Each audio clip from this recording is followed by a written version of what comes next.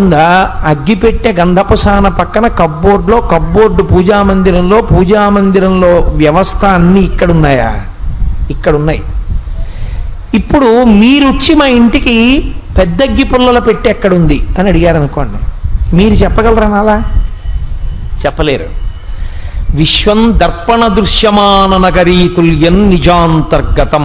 అద్దాన్ని తీసుకెళ్ళి ఒక కొండ మీద పెడితే పట్టణం అంతా అద్దంలో ఉన్నట్టు నిజానికి ప్రపంచం నీలో ఉంది. ఎంత లోపలికి దీన్ని ఎక్కించుకుంటున్నావో, ఆ మాయతో ప్రతిబింబాన్ని చూసి పట్టు కూర్చున్నావో అంతసేపు దాని యందు అసద్వస్తువు యందు నిలబడిపోతావు.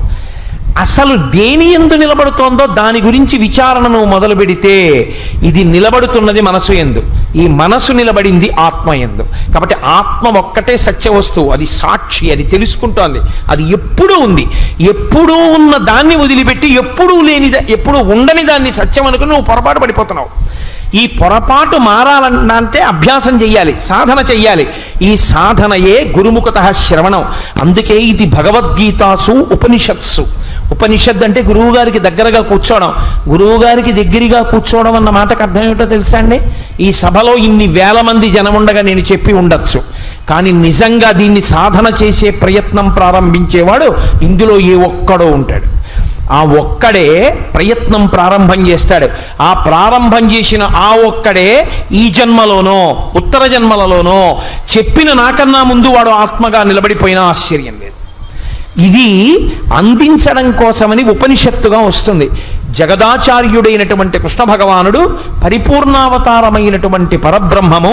నైనం చిందంతి శస్త్రాణి నైనం దహతి పావకః నచైనం క్లేదయంత్యాపో నశోషయతి మారుతః. అది నీవే అయ్యున్నావు, తత్వమసి తత్వమసి మహావాక్యం. అసలు నిజంగా అయ్యప్ప స్వామి దీక్షలు తీసుకుంటుంటారు 42 రోజులు. వాళ్ళు వినవలసింది దక్షిణామూర్తి స్తోత్రం, ఈ భగవద్గీత. ఎందుకంటే ఆయన చిన్ముద్ర పడతాడు. 42 రోజులు కూర్చుని సాయంకాలాలు గురువుగారితో చెప్పించుకోవాలి. గురువుగారు అంటే దీక్ష అంటేనే గురువుగారు. గురువుగారి దగ్గర కూర్చుని ఏమీ వినకుండా 42 రోజులు దీక్ష అంటే బూడిదే. అందులో తెలిసి వచ్చేది ఏమీ ఉండదు. తెలిసిన కర్మానుష్ఠానం 2 పూట్ల స్నానం చేయడం ఒకటే మిగులుతుంది. ఏదో మంచిదే కొంతవరకు. కానీ ఏమి ఎక్కుతావు మెట్టు? నిత్యనెక్కాలంటే గురుముఖతః వింటేనే, శాస్త్రాన్ని పరిశీలనం చేస్తేనే, లేకపోతే చేసేదేమీ ఉండదు.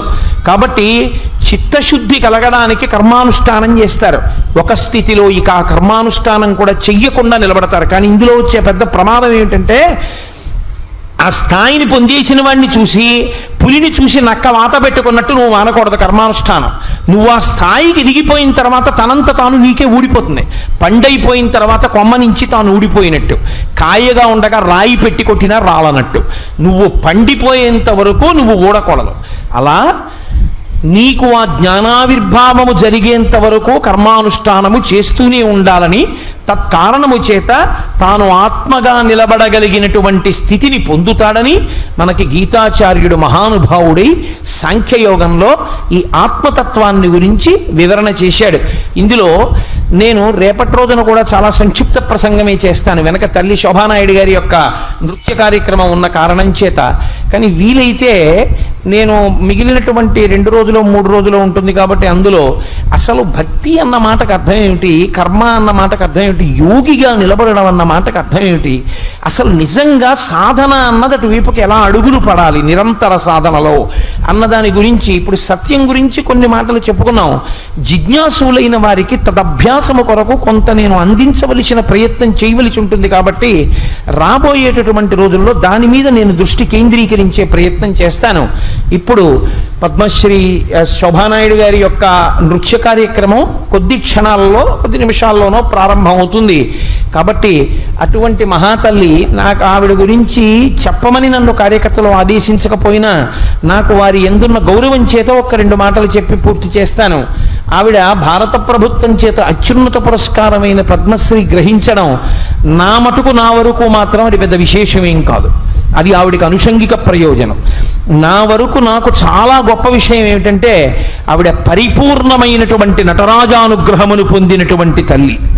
అసుర సంధ్య వేళలో మీ అందరూ ఇంతకాలంగా ఇక్కడ కూర్చుని చేసినటువంటి సాధనకి మెచ్చి పరమశివుడే వచ్చి కైలాస పర్వతం మీద తాండవం చేస్తుండగా చూసేటటువంటి అదృష్టాన్ని మీకు కృప చేస్తే, అటువంటి శివతాండవం చూస్తున్నటువంటి వాడు మధ్యలో మాట్లాడిన వాడు ఎంత మూర్ఖుడు.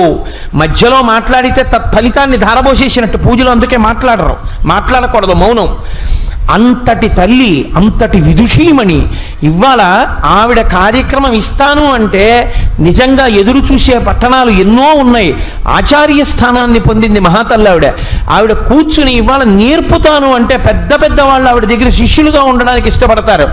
అటువంటి తల్లి వచ్చారు అంటే అది ఆవిడ సంస్కారం. అంటే కేవలం ఇక్కడ జరుగుతున్నటువంటి భక్తుల పూజలు కార్యక్రమాలు ఇది చూసి ఆవిడ ఆనందం పొంది సుబ్బారావు గారి మీద ఉన్నటువంటి ప్రేమయే కారణంగా ఆవిడ ఇక్కడికి వచ్చారు. అటువంటి తల్లి నర్తన చేస్తున్నప్పుడు మధ్యలో లేస్తూ ఉండడం, కూర్చుంటూ ఉండడం, అల్లరి చేస్తూ ఉండడం, మాట్లాడుతూ ఉండడం, నిద్రపోతూ ఉండడం అసహ్యకరమైన విషయాలు. పరమ గౌరవంతో ఏమి కాకినాడరా, ఏమి కోవాడరా, ఎంత నిశ్శబ్దం అని ఆవిడ పొంగిపోయేటట్టుగా, అసలు నిజంగా మాట్లాడడానికి అవకాశం ఉండదు.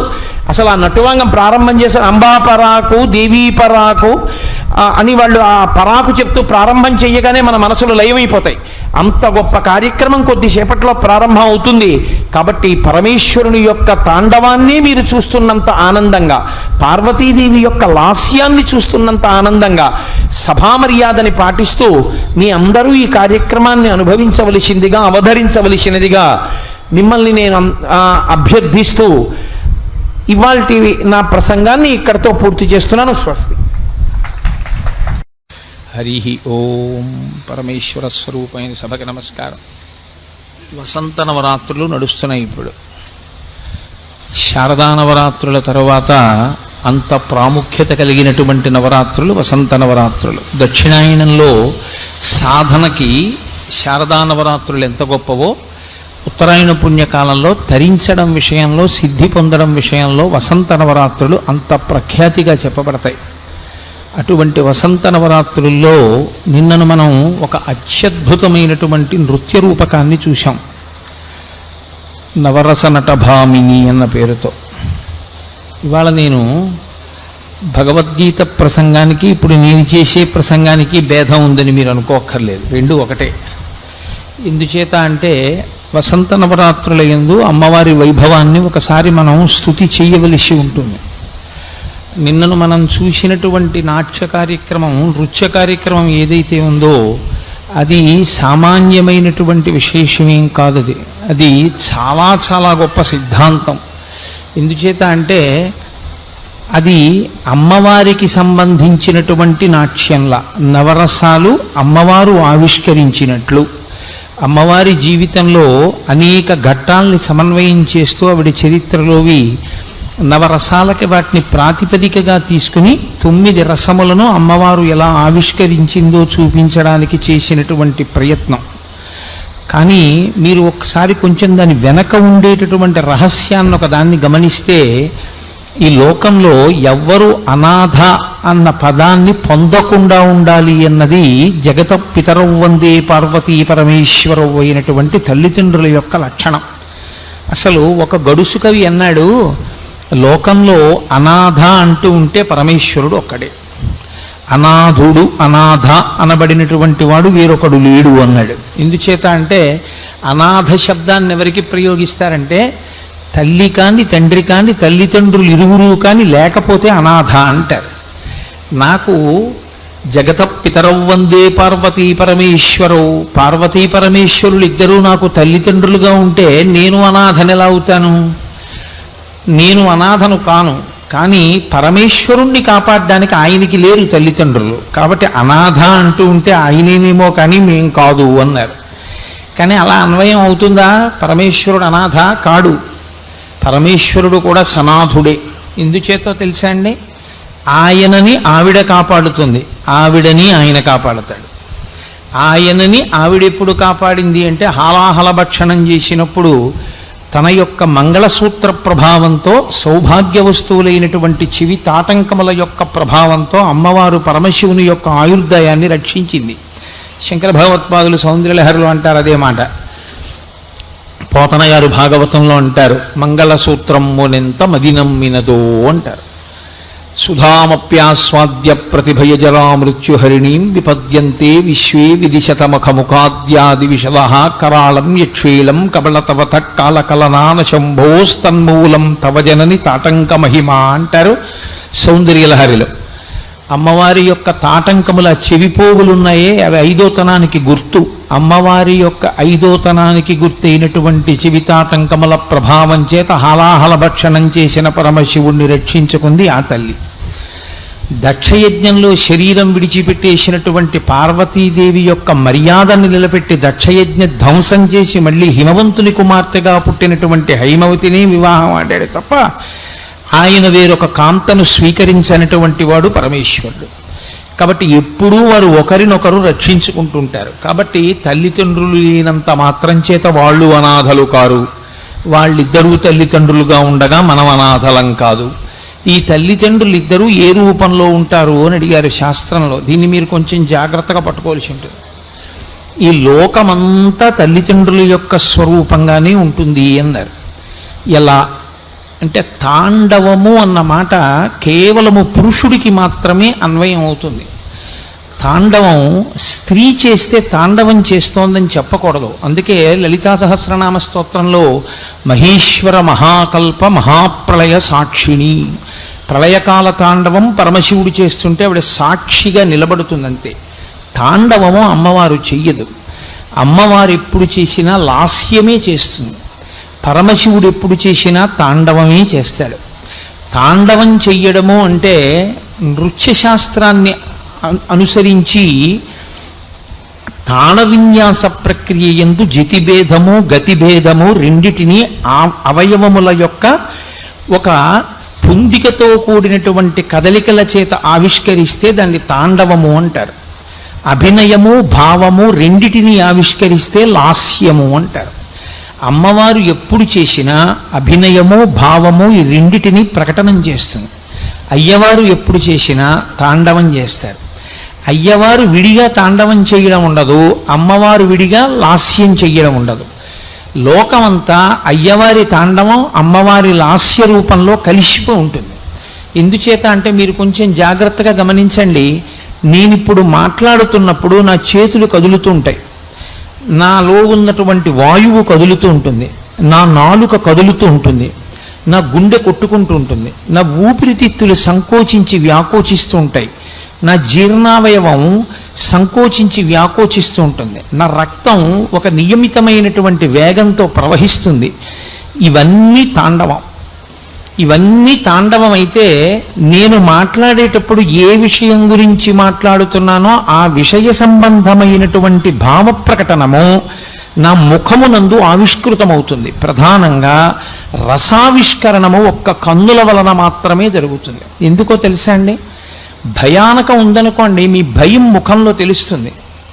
కానీ భయమైన, శృంగారమైన, లేకపోతే అద్భుతమైన, హాస్యమైన నవరసాలు 9 రసాలు పలికేది, 9 రసాలు వ్యక్తమయ్యేది ఒక్క కన్నులలో నుండి మాత్రమే తప్ప మిగిలిన అవయవములు 9 రసములను ఆవిష్కరించలేవు. కాబట్టి 9 రసములను ఆవిష్కరించాలి అనుకుంటే ఖచ్చితంగా అటువంటి వాళ్ళు ఆ భావ ప్రకటన కన్నుల వలన చెయ్యగలిగినటువంటి సమర్థతను పొందినవారై ఉండాలి. అందుకే శంకర భగవత్పాదులు 9 రసాలని అమ్మవారు ఎలా ఆవిష్కరిస్తుందో సౌందర్యలహరిలో చెప్పినప్పుడు 9 రసాల్ని కళ్ళలోంచే చెప్పారు. శివే శృంగారాధ్ర తదితర జనే కుచ్చనపరా సరోష గంగాయాం గిరిశచరితే విస్మయమతి అంటూ హరాహిభ్యో భీత సరసిరహ సౌభాగ్యజననీం సఖీషు స్మేరాతే తవ జన మయి జనని దృష్టి సకరుణ అంటూ 9 రసాలని అమ్మవారి కళ్ళల్లోంచే చెప్పారు. ఇప్పుడు ఈ 9 రసములను ఆవిష్కరించడం అమ్మవారు, కదులుతుండడం అయ్యవారు. మీరు చూడండి, లోకంలో ఒక్కొక్కరు ఒక్కొక్క రకంగా కదులుతారు, ఒక్కొక్కరు ఒక్క రసావిష్కరణలో ఉంటారు. ఒకడు మంచి కోపంగా ఉంటాడు, ఒకడు నవ్వుతూ ఉంటాడు, ఒకడు భయపడుతూ ఉంటాడు, ఒకడు చెయ్యిలా చూపిస్తూ ఉంటాడు. అన్ని నవరసాలు మీకు కనపడుతుంటాయి, భావ ప్రకటన అవుతుంటుంది అందరి యందు. ఈ భావములు ప్రకటింపబడమే అమ్మవారు, అందరిలోనూ కదలికలు ఉండడమే అయ్యవారు. ఈ రెండింటిని శివ శివ అని ఆనంద భైరవ, ఆనంద భైరవి అని పిలుస్తారు శ్రీ విద్యా సంప్రదాయంలో. మూలాధార చక్రంలో వాళ్ళిద్దరూ ఆనంద భైరవ, ఆనంద భైరవిగా ఆడుతూ ఉంటారు సృష్టి కారణమునందు. ఈ కదిలేటప్పుడు అమ్మవారి గుండా ఆవిష్కృతమయ్యేటటువంటిది రసము, లాస్యము. అయ్యవారి గుండా ఆవిష్కృతమయ్యేటటువంటిది తాండవము. శివ శివ, హంస హంసి వీళ్ళిద్దరూ విడివిడి ఉండరు. అందుకే శివ లేకుండా శివ ఉండదు, శివ లేకుండా శివుడు ఉండడు. లోపల కదలికలు లేదనుకోండి, గుండె కొట్టుకోవట్లేదు, ఇంకా ఆయనలో కోపరసం ఉండదు, శాంతరసం ఉండదు, హాస్యరసం ఉండదు, బీభత్సం ఉండదు, భయానకము ఉండదు, ఏమీ ఉండవు. ఒకటే రసం, శవరసం. కాబట్టి లోపల శివ సంబంధమైన కదలికలుంటే శివా సంబంధమైనటువంటి రసములు ఆవిష్కృతమవుతాయి. లోపల శివ లేకపోతే శివా ఉండదు, శివా ఉండి శివుడు లేకపోవడం ఉండదు.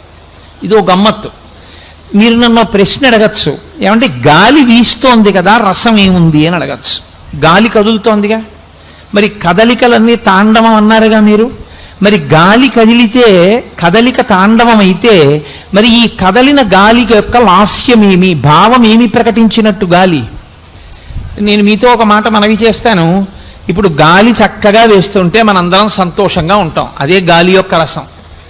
ఆ గాలి తీవ్రంగా వేసిందనుకోండి మనందరం భయపడతాం, అదే గాలి యొక్క రసం. ఒక జలపాతం అలా పడుతోందనుకోండి, దానిలో ఒక శబ్దము, ఒక అందము, ఒక పడడంలో ఒక కదలిక ఉంటాయి. ఆ కదలిక తాండవం. అబ్బా అని మీరు అలా ఉండిపోవడమే అద్భుత రసం. జలపాతమును చూడడం వల్ల మీలో ఆవిష్కృతమైనటువంటి అద్భుత రసం ఏదున్నదో అదే జలపాతము యొక్క రసం.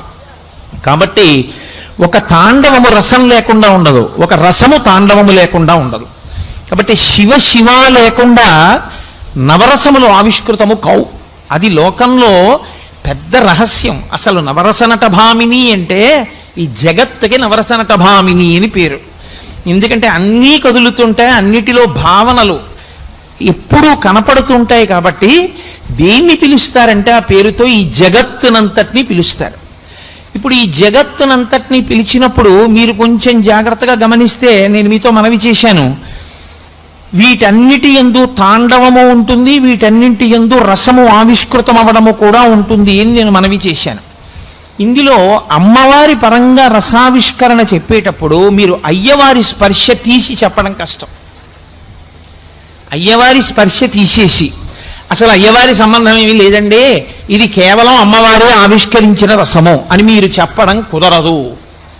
శ్రీ విద్యా సంప్రదాయంలో శివమహాపురాణంలో పెద్ద రహస్యం ఏమిటంటే, అమ్మవారు ఆవిష్కరించేటటువంటి ప్రతి రసమునకు వెనక కారణము కేవలము అయ్యవారి యొక్క కదలిక కారణమై ఉంటుంది. అందుకే శివ రసావిష్కరణ చెయ్యాలి అంటే శివ పక్కన పెట్టడం కుదరదు. అందుకని శివ కథని ఆధారం చేస్తే తప్ప శివ నవరసములను ఆవిష్కరించదు. ఎందుకంటే లోపల కదలిక లేకుండా భావం ఎక్కడుంది? కుదిరే విషయం కాదు. కాబట్టి అంత గొప్ప సిద్ధాంతాన్ని, ఇంత గొప్ప రహస్యాన్ని ఇంకా నేను చాలా సంక్షిప్తం చేస్తున్నాను ఉన్న సమయం దృష్ట్యా. దీన్ని ఆవిష్కరించడానికి అమ్మవారి ముఖతః నవరసములు ఎలా ఆవిష్కృతమయ్యాయో చూపించారు నిన్నటి రోజున. అది మీరు పార్వతీ పరమేశ్వరుల కదలిక యందు మీరు చూడవలసింది ఏమిటంటే, మీరు చూడడానికి కూర్చున్నప్పుడు నేను సనాథుడను అని చూడాలి. నాకు నాథుడున్నాడు, అదిగో మా అమ్మ నాన్న, వాళ్ళిద్దరే మా తల్లిదండ్రులు, చూశారా? ఇంకా నేను అనాథనెక్కడ? ఆ కదలికలే ఈ లోకమంతా ఉన్నాయి అన్న మీ కదలికతో సమన్వయం అవ్వాలి. ఇందులో గమ్మత్తు చూడండి. కారణములు ఏవైనా నా తల్లి శోభానాయుడు గారే చెప్పారు, ఇలా అయితేనే కథాపరంగా నడుస్తుంది అని నేను బీభత్సరసాన్ని ఎంచుకున్నాను అని చెప్పారు. బీభత్సరసాన్ని ఆవిష్కరించడం చాలా కష్టం. బీభత్సరసం పూర్తి వ్యతిరేక పదం శృంగార రసానికి. శృంగార రసం ఎక్కడుంటుందో దానికి పూర్తి వ్యతిరేకం బీభత్సం. శృంగారము అన్న మాటకు అర్థం ఏమిటో తెలుసా అండి?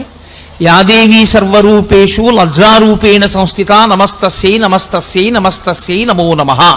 భర్త పక్కన ఉంటే శృంగారం కాదు, భర్త పక్కన లేకపోయినా భర్త యొక్క ఆభరణం ఒకటి చేతికి పట్టుకొచ్చి సీతమ్మ తల్లి చేతిలో పెట్టినంత మాత్రం చేత గృహీత్వా ప్రేక్షమాణాసా భర్తుక్కర విభూషణం భర్తార వివసంప్రాప్త జానకీ ముదితాభవత్. భర్తగారే వచ్చినంత ఆనందపడిపోయి బుగ్గలు ఎర్రబడిపోయిన సీతమ్మ యందు శృంగారరసం, లజ్జ. భర్త పక్కన ఉంటేనే శృంగారరసం ఉంటుందని మీరు అనుకోకూడదు. శృంగారరసం నవరసాల్లో కల్లా నాయిక, చాలా గొప్పది ఆ రసం. శృంగారరసం భావన చేత ఎంత ఉద్దీపనం చెందుతుందో, ఎంత రసావిష్కరణ చేస్తుందో, కేవలము చూడడం చేత భావన చేత అంత జుగుప్స కలిగితే బీభత్సం. అందుకే శృంగారరసము ఎంత ఆహ్లాదమును కల్పిస్తుందో బీభత్స రసము అంత బాధ కల్పిస్తుంది. మీరు అందుకే చూడండి, బీభత్సరసాన్ని కల్పించడానికి ఏదో భయంకరమైన సన్నివేశం ఉండాలనుకోవడం తప్పు. ఎందుకో తెలుసా అండి, ఒక బొత్సు గొంగళి అంటారు, ఆ గొంగళి పురుగు పాకుతూ ఉంటుంది స్తంభం మీద. అది మిమ్మల్ని ఏం చేస్తుంది? అది కరిచి చంపేస్తుందా? ఏం చేయదు. కానీ ఆ గొంగళి పురుగు ఇలా పాకుతూ కనపడింది అనుకోండి, అబ్బో గొంగళి పురుగు అంటాను. ఎందుకని? ఎందుకంత ముడుచుకోవడం నేను ఇలాగా? బాబోయ్ గొంగళి పురుగు అంటాం ఎందుకు? అదే బీభత్సం యథార్థానికి. ముడుచుకుపోతే బీభత్సం, విచ్చుకుంటే శృంగారం. అది రసమునందు ఆవిష్కృతం అలా అవుతుంది. అందుకని బీభత్సానికి కేవలముగా ఒక సంఘటన కాదు, మీ మనసు యొక్క స్థితి కారణమవుతుంది. ఒకడికి ఆ గొంగళీ పురుగును చూస్తే ఇది సీతాకోక చిలుక అవుతుందంటాడు. ఇప్పుడు బ్రహ్మమును చూస్తాడు, అప్పుడు వాడికి ఏం ముడుచుకోవడం ఉండదు. వాడు ఆ బ్రహ్మకీట జనని దాని ఎందు పరదేవతని చూస్తాడు. వాడికి ఉందా బీభత్సం అంటే చెప్పడం కష్టం. బొత్సు గొంగళీని చూసి ముడుచుకునేవాడు ఎవడున్నాడో వాడికి అది బీభత్సరసం. కానీ నిన్నను బీభత్సరసాన్ని ఆవిష్కరించడానికి శివకథని ఆధారం చేసుకోవడంలో సాధ్యమైనంత గొప్ప అంశాన్ని స్వీకరించారు రచయిత. అది దక్షయజ్ఞ ధ్వంసమునకు పూర్వాంగాన్ని స్వీకరించారు. అందున పూర్వాంగాన్ని స్వీకరించడం ఒకెత్తు, పక్కన ఆర్కెస్ట్రా లేదు, పాడుతున్న వాళ్ళు లేరు. మహంకాళి మోహన్ గారు, అమలాపురం కన్నారావు గారు ఉండి పాడుతుంటే వేరు. వాళ్ళు పాడుతున్న వాళ్ళు పక్కన లేకుండా పాడుతున్న వాళ్ళు ఉంటే ఉండేటటువంటి అదృష్టం ఏమిటో తెలుసా అండి? నర్తకి యొక్క నటన చూసి, ఆ నృత్యాన్ని చూసి వాళ్ళు పొంగిపోతారు. వాళ్ళ నట్టువాంగానికి, వాళ్ళ కీర్తనకి నృత్యం చేసేటటువంటి వారు పొంగిపోతారు. ఇద్దరి పొంగు మనని పొంగిస్తుంది. అది రికార్డెడ్. పైగా ఇవాళ వచ్చేటటువంటి నృత్యాలు అసలు పెదవుల కదలికలు ఉండవు. అక్కడ అది జరుగుతూ ఉంటుంది, ఇక్కడ వీళ్ళు చేసేస్తారంతే. కానీ నిన్నటిది సంప్రదాయబద్ధమైనటువంటి నృత్యం. తల్లి చేశారంటే అదేం మామూలుగా ఉండదు. అందుకని అక్కడ ఏది పాడుతోందో రికార్డు, దానికి అనుగుణంగా అది ఇలా నోరు విప్పేటప్పటికి ఇక్కడ పెదవులు కదలాలి. నేను ఎన్నో సందర్భాల్లో పరిశీలించాను అక్కడ కూర్చుని, పెదవులు కదపడం ఆలస్యం అవుతుందా అని. అక్కడ ఇలా అందుకునేటప్పటికి ఇక్కడ ఇలా పెదవులు కదిలాయి అంటే దాని వెనక ఎంత సాధన చేసి ఉండాలో మీరు గమనించండి. అంత గొప్ప రసావిష్కరణ ఇక్కడ జరుగుతుంటే చూడగలగడం మన అదృష్టం. కాబట్టి ఆ బీభత్స సన్నివేశాన్ని ఆవిష్కరించేటప్పుడు పెదవులు కదిపితే సరిపోదు, అక్కడ పాడుతున్నటువంటి పాట యొక్క అంతరార్థం తెలిసి ఉండాలి. దాని అర్థం ఏమిటో, దాని సందర్భం ఏమిటో తెలియలేదనుకోండి, వెనకటికి పానుగంటి లక్ష్మీ నరసింహం గారు రాసినటువంటి సాక్షి వ్యాసంలాగా కొడుకు చచ్చిపోతే కుంభకాంభోజ రాగంలో ఏడిస్తే వన్స్ మోర్ అంటే మళ్ళీ ఏడుస్తూ పాడినట్టు ఉంటుంది. అలా ఉండకూడదు. ఆ పాడుతున్నటువంటి పాట యొక్క అర్థం తెలిసి ఉండాలి. ఆ అర్థం తెలిసి ఉంటేనే భావము ప్రకటనమవుతుంది. నిన్న చూడండి, ఇక్కడ కమల భవుడు కమల ధవుడు ఇద్దరూ కూర్చుని ఉన్నారు భార్యలతోటి. కూర్చునుంటే పార్వతీదేవి వచ్చింది. ఆవిడ నిలదీస్తోంది దక్షుణ్ణి. నిలదీసేటప్పుడు గమ్మత్తేమిటో తెలుసా అండి? పాపం కూతురికి చెప్పలేక అటు భర్తకి చెప్పలేక నలిగిపోతున్నటువంటి దక్షుడి భార్య. ఈవిడ అమ్మ వంక చూసి అంటూ, చెప్పమ్మా చెప్పు. అందులో ఎంత వశురాలైపోయారో, ఎంత అందులోకి ఒదిగిపోయారో మీరు చూడండి. దక్షయజ్ఞంలో వేరొక పార్వతి మీకు సాక్షాత్కరించింది. ఆ సందర్భంలో చూపించమంటూ, ఏమమ్మా ఈ కమలభవుడు కమలధముడు భార్యలతో వచ్చారు, 33 కోట్ల మంది దేవతలు వచ్చారని ఇలా సభని చూపించారు. అంటే అటు భర్తలు ఇటు భార్యలు కూర్చుంటే ఈ 33 కోట్ల మంది భార్యాభర్తలతో వచ్చారు. నేనేనా రాకూడదు నా భర్తతో? నీ కూతురు అల్లుడు నీకంత బరువైపోయారా? నేను రాకూడదా? ఏ పిలుపుకే నోచుకోలేదా? అడిగేటప్పుడు ఆడపిల్ల ఇంకా బాధ వచ్చేస్తే అమ్మ నాన్నగారు అన్న గౌరవం కూడా లేకుండా అడిగమ్మా అని అమ్మని సంజ్ఞ చేస్తూ నాన్నగారితో మాట్లాడితే ఎలా ఉంటుందో ఆ రసమునందు ఆవిడ లీనమైపోయిన సందర్భం అత్యద్భుతం. అది ఏ పాత్రికేయుడు గుర్తించకపోవడం, ఎక్కడా కనీసం దాని మీద 4 వాక్యాలు రాకపోవడానికి నేను సిగ్గుతో తలంచుకున్నాను. నిజంగా ఏమి అద్భుతమైనటువంటి రసావిష్కరణ తల్లిది నిన్నటి రోజున. అంత గొప్పగా బీభత్సరసాన్ని ఆవిష్కరించారు. నేను ఇప్పుడు ఒక్కొక్క రసం గురించి పూర్తి ఉపన్యాసం చేయడం కుదరదు.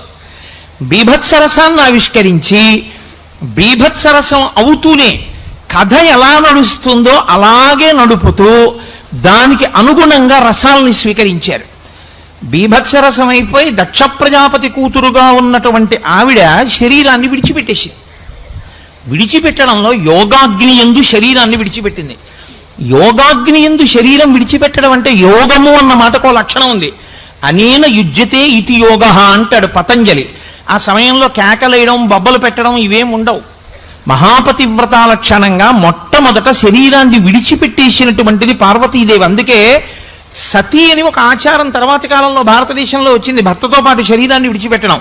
ఆ సమయమునందు ఇంద్రియాల్లో ఉన్న శక్తులన్నింటినీ మనసులోకి పెట్టి, మనసులో ఉన్న శక్తిని ఆత్మలో పెట్టి, ఆత్మని తీసుకెళ్లి భర్త అనబడేటటువంటి పరదైవమునందు పెట్టి ఈ శరీరాన్ని ఒక్కదాన్ని అగ్నిహోత్రమునందు నిలబెట్టి బాధకి అతీతంగా ఏ బాధ గుర్తింపు లేని రీతిలో శరీరాన్ని సాక్షిగా చూస్తూ కాలిపోవడాన్ని అనుమతించేస్తారు. అలా కాలిపోతున్న సన్నివేశాన్ని ఒక వేదిక మీదకి తీసుకురావడం అంటే అగ్నిహోత్రాన్ని ఎలా తీసుకొస్తారు? నేను ఆ సన్నివేశం గురించి 1000 కళ్ళతో చూస్తున్నా. ఇది యోగాగ్ని కదా, ఎలా తీసుకొస్తారు వీడిప్పుడు ఇక్కడికని. ఆశ్చర్యం. ఎర్రని బట్టలు కట్టుకున్న వాళ్ళు జ్వాల తిరుగుతుంది. జ్వాలకి తిరిగే లక్షణం ఉంటుంది. జ్వాల కుడి పక్కకి జరిగితే శుభం, జ్వాల ఎడం పక్కకి జరిగితే అశుభం. తిరిగేటప్పుడు కూడా కుడి పక్కకి ప్రదక్షిణ పురస్సరంగా తిరిగారు వాళ్ళు. అది తప్పుగా తిరిగి ఉంటే నేను ఇవాళ అది కూడా చెప్పుండేవాడిని, అది మార్చుకోవాలని.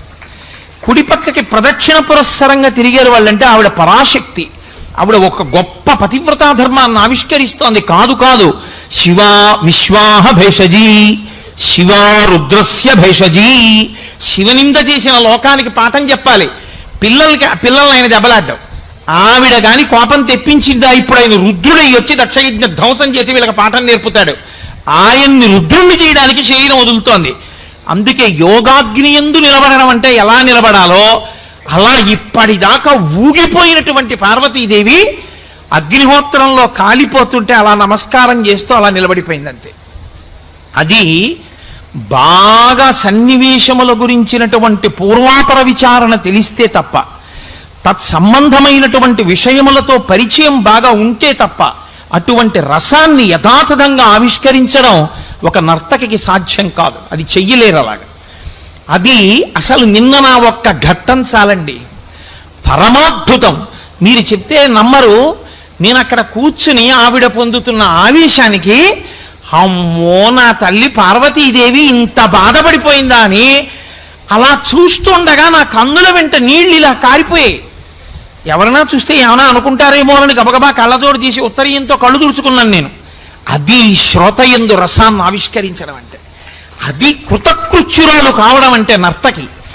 అంత గొప్ప రసాన్ని ఆవిష్కరించారు. కథాపరంగా ఆవిడ శరీరాన్ని విడిచిపెట్టగానే వచ్చేటటువంటి అంశం, మళ్ళీ ఆవిడ హైమవతిగా పుడుతుంది.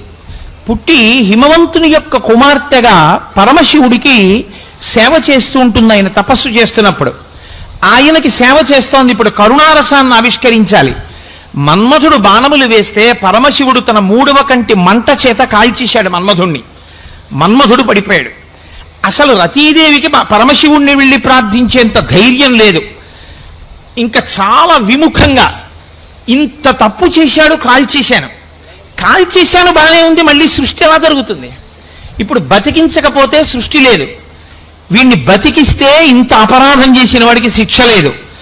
ఏం చెయ్యాలని ఆలోచన ముద్రలో ఉండిపోయిన వాళ్ళ కాసేపు ఇలా చేతులు వెనక్కి పెట్టుకుని ఏదో సభని చూసి నిశ్చేష్టుడైపోయాడా అన్నట్టుగా అలా నిలబడి, తర్వాత ఇలా నడుం మీద చేతులు పెట్టుకుని ఆలోచిస్తూ అలా నిలబడిపోతే పార్వతీదేవి ఆ రతీదేవి పొందుతున్న శోకాన్ని వింటున్నది ఈవిడొక్కతే. ఆయన పరాకుగా ఉన్నాడు. ఆవిడ ఏడుస్తోంది. ఇంత చిన్న తప్పుకి, ఈ చిన్ని అపరాధమునకి ఇంత శిక్ష అని ఏడుస్తోంది భర్తని చూపించి. కింద పడిపోయి ఉన్నాడు. ఆ పడిపోవడంలో కూడా ఎంత అందో అందరికీ కనపడేటట్టు స్టేజ్లో మిగిలిన వాళ్ళకి అడ్డం రాకుండా పడ్డాడు. ఎంత క్యాలిక్యులేట్ చేసుకుంటారో స్టేజ్ వాళ్ళు. ఆవిడ ఏడుస్తుంటే అది ఎంత హృదయ విదారకంగా ఉందో నేను చెప్పలేని దాన్ని నా మాటలతో. అది కరుణరసం. అప్పుడు ఆవిడ పరమశివుడి దగ్గరికి వెళ్ళి కరుణరసాన్ని అలా ఆవిష్కరించి వదలచ్చు, కానీ వదలలేదు. అది అలా ఆవిడ ఏడుస్తున్న ఘట్టం దగ్గర వదలకుండా మంగళంతో పూర్తి చేశారు. అది హృద్యత. అది కవికి ఉండవలసిన లక్షణం. వెంటనే పరమశివుడు తన అమృత దృక్కులతో చూస్తే అమ్మవారి అనుగ్రహం చేత మళ్ళీ మన్మధుడు పునరుజ్జీవితుడయ్యాడు. కాబట్టి ఘట్టం మంగళంతో పూర్తయిపోయింది, కరుణారసం ఆవిష్కరింపబడింది. ఇప్పుడు తర్వాత రావలసినది, ఇప్పటిదాకా కొంచెం